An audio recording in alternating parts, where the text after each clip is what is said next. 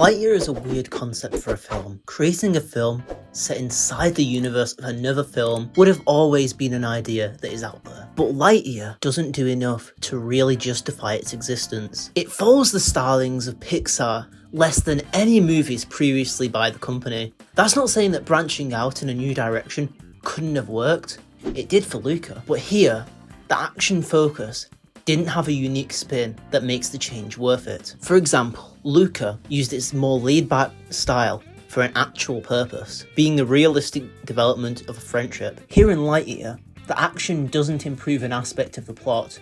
It is just there so that the MCU-raised youth isn't bored. The sad thing about the use of this action is that they didn't need to use the over-the-top action, with smaller fights with only a few people were a lot more fun to watch. The film follows Space Ranger Buzz Lightyear, played by Chris Evans. This has become a bit of a controversy because Buzz is no longer voiced by Tim Allen, but this wasn't something that bothered me because Chris Evans fits the action-focused mood of this film. The plot follows the space explorer being stranded on a planet after a mistake Buzz made. From this point, it is up to Buzz to find a way to get off the planet, with help from the supportive Alicia Hawthorne, her granddaughter Izzy, and others. I like how the film uses the fact it would have been released in the late 90s to its advantage, having subtle references to inspirational films like 2001: A Space Odyssey, as well as the future technology, which seems to be based on technology from that time, like how the autopilot system looked like a cassette tape. However, there are moments where this film uses technology like USB, used by the comic relief character Sox, which wouldn't have been around in that time. Speaking of them, did I mention that the most enjoyable aspects of the film? They are only used tastefully most of the film, and takes a backseat when the story gets serious. Every plot point in this film feels like it was thought over a lot. A simple example of this is when Sox is able to deepen the relationship between Buzz and Izzy, because they were a gift from this character's mother. I feel like a lot of films would have used a much more complex way, rather than the simple but effective way done here. By far the worst character in the film has to be Mo, played by Taika Waititi. Even as someone who is a massive fan of this director and actor, I could not stand them in this role, because their whole joke revolves around a pen, and it gets old very quickly.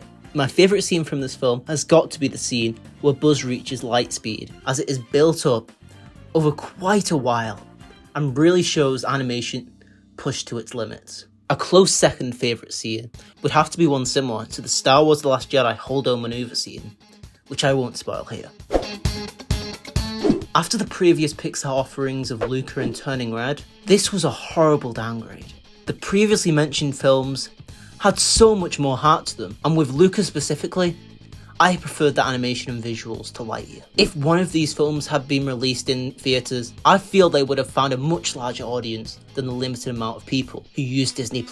And it's a shame that the people in charge didn't have enough faith that they would do well to release them on the big screen, as that is where every beautifully animated film needs to be seen. That's not to say Lightyear is animated badly, because it definitely isn't. It has great use of expression and style, but after seeing Pixar experiment with anime-like visuals in Turning Red, seeing them return to the same basic style was disappointing.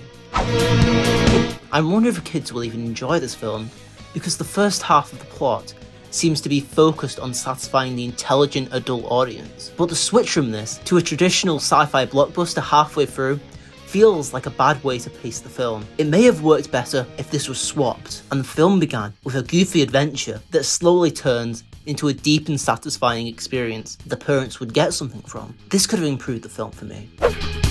I would rate the film a 7 out of 10, as it will satisfy the blockbuster audience, but it needed more experimentation with style or concept to truly stand out from others from the Pixar catalogue. What were your thoughts? If you disagree, please understand that this is simply my opinion, and there is nothing stopping you from finding this film to be a perfect experience. No matter what you think, make sure to leave your thoughts in the comments, and I may respond to them.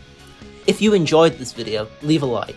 Now, I feel like I'm committing a crime because I'm going to do the dream thing, but did you know that 99.9% of the people watching my videos are not subscribed? If you want to change that, To 99.8% subscribed, subscribe for more reviews of current films, TV shows, and games.